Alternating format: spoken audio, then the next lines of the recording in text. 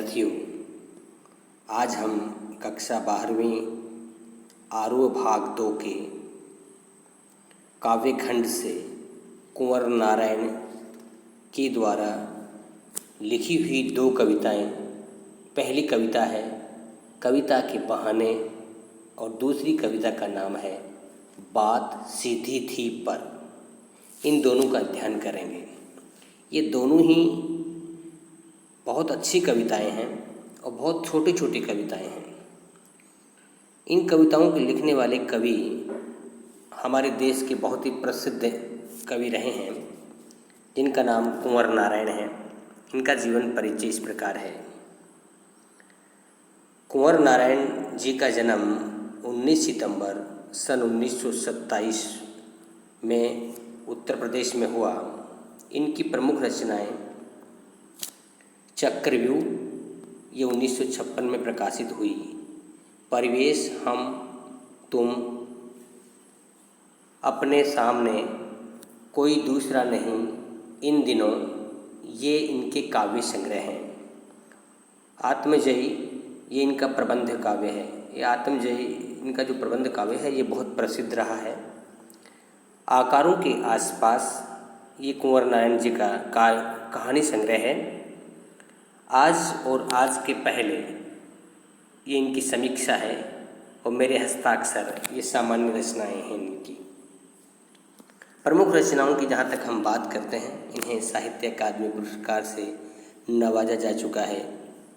कुमारन आशान पुरस्कार, व्यास सम्मान, प्रेमचंद पुरस्कार, लोहिया सम्मान, कबीर सम्मान और भारत का सबसे बड़ा साहित्य के क्षेत्र का सबसे बड़ा पुरस्कार ज्ञानपीठ पुरस्कार से भी कवि कुंवर नारायण जी को पुरस्कृत किया जा चुका है। तो ये ज्ञानपीठ पुरस्कार हमारे देश का सबसे बड़ा पुरस्कार होता है साहित्य के क्षेत्र में। जिस व्यक्ति को ये पुरस्कार दिया जाता है उसको 11 लाख रुपए नगद दिए जाते हैं और एक कांस्य की प्रतिमा दी जाती है सरस्वती की, और एक प्रशस्ति पत्र मिलता है। ये किसी भी कवि की, किसी भी रचनाकार की संपूर्ण रचनाओं के समीक्षा के बाद में दिया जाता है। ये कितने बड़े कवि हैं और किस सोच के कवि हैं, इन्हीं पंक्तियों से पता लगता है। इनकी प्रसिद्ध पंक्तियां हैं, न जाने कब से बंद एक दिन इस तरह खुला घर का दरवाज़ा, जैसे गर्द से ढकी एक पुरानी किताब। गर्द से ढकी हर पुरानी किताब खोलने की बात कहने वाले कुंवर नारायण ने सन 1950 के आसपास काव्य लेखन की शुरुआत की। इन्होंने कविता के अलावा चिंतन परक लेख, कहानियाँ और सिनेमा तथा अन्य कलाओं पर समीक्षाएं भी लिखी हैं। किंतु कविता की विधा की इनकी सर्जन कर्म में हमेशा प्राथमिकता रही है। नई कविता के दौर में जब प्रबंध काव्य का स्थान प्रबंधत्व की दावेदार लंबे कविताएं लेने लगी, तब कुंवर नारायण ने आत्मजयी जैसी प्रबंध काव्य रचना रचकर भरपूर प्रतिष्ठा प्राप्त की। आलोचक मानते हैं कि इनकी कविता में व्यर्थ का उलझाव, अखबारी सतहीपन और वैचारिक धुंध की बजाय संयम, परिष्कार और साफ सुथरापन है। यानी कुंवर नारायण जी की कविताएं जो हैं आपको भाषा और भाव दोनों की दृष्टि से परिष्कृत और साफ सुथरी मिलेंगी। भाषा और विषय की विविधता इनकी कविताओं की विशेषता है। इनके यथार्थ का खुरदरापन भी मिलता है, उनका सहज सौंदर्य भी। सीधी घोषणाएं और फैसले इनकी कविताओं में नहीं मिलते, क्योंकि जीवन को मुकम्मल तौर पर समझने वाला एक खुलापन इनके कवि स्वभाव की विशेषता है। इसलिए संशय, संभ्रम, प्रश्नाकुल उनकी कविता के बीज शब्द हैं। तो ये तो कवि कुंवर नारायण जी का जीवन परिचय है। हम यूँ कह सकते हैं कि ज्ञानपीठ पुरस्कार प्राप्त करने वाले भारत के एक बड़े कवि हैं, जिनकी कविताएं अपने सुथरेपन और अपने भाव और भाषा के लिए प्रसिद्ध हैं। कुंवर जी पूरी तरह नागर संवेदना के कवि हैं, यानी नगरीय संवेदना के कवि हैं। ग्रामीणता पर कम लिखा है, नगर के मुद्दों पर ज़्यादा लिखा है।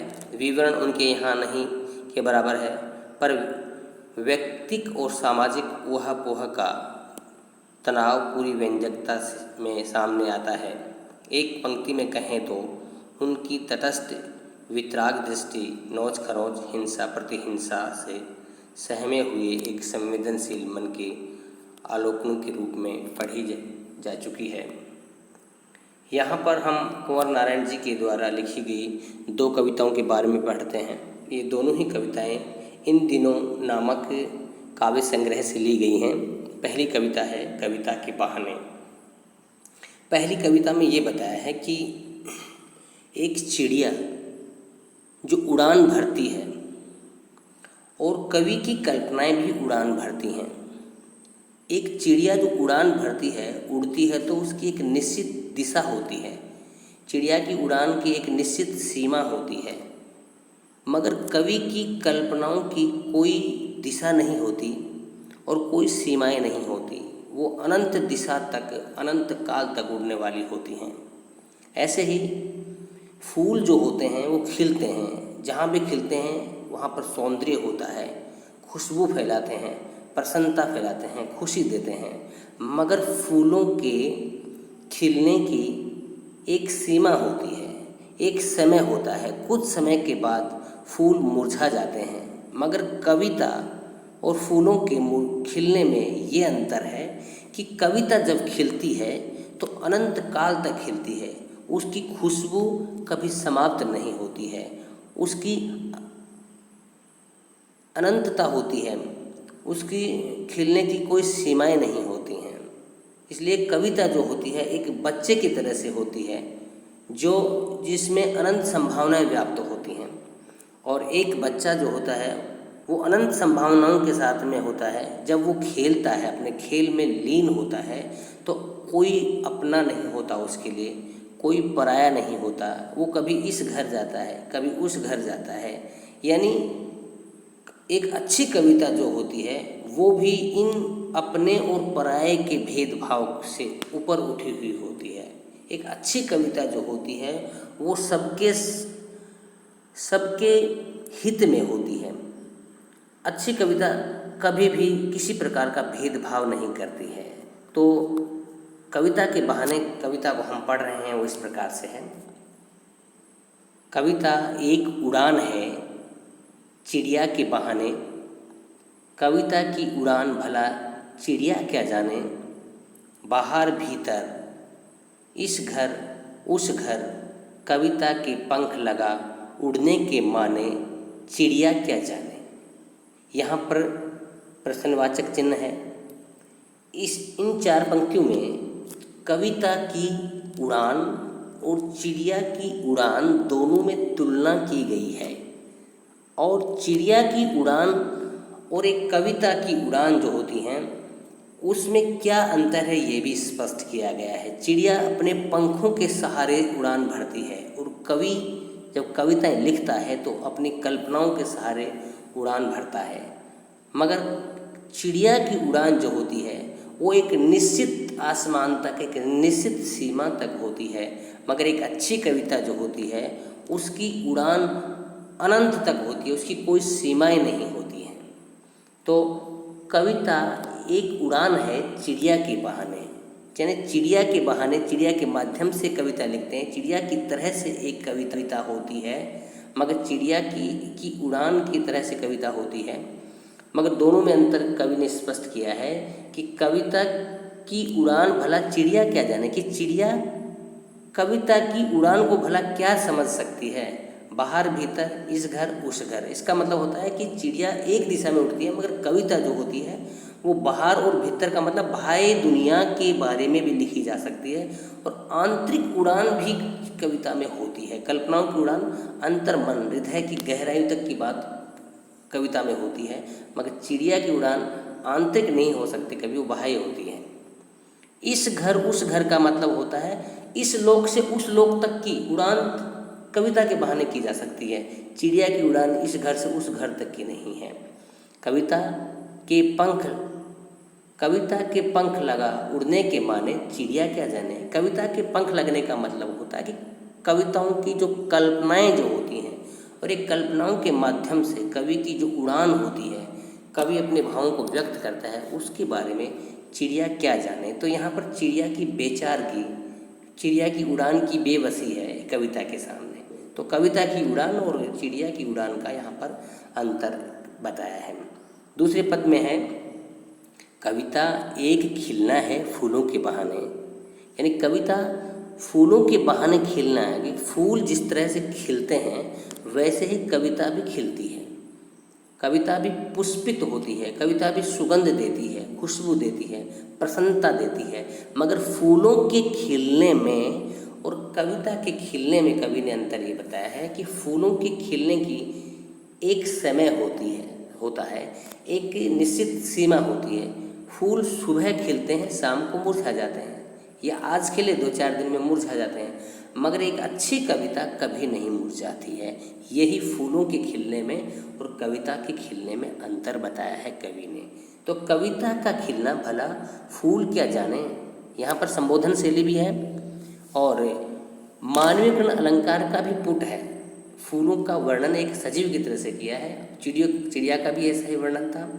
बाहर भीतर इस घर उस घर, पुष्प जो खिलते हैं वो बाह्य रूप से खिलते हैं, मगर कविता की जो प्रसन्नता होती है बाह्य जगत से अंतर मन तक की होती है। तो कविता की उड़ान और कविता का खिलना इस घर से उस घर, तो अंदर से बाहर तक होता है। बिना मुरझाए महकने के माने फूल क्या जाने।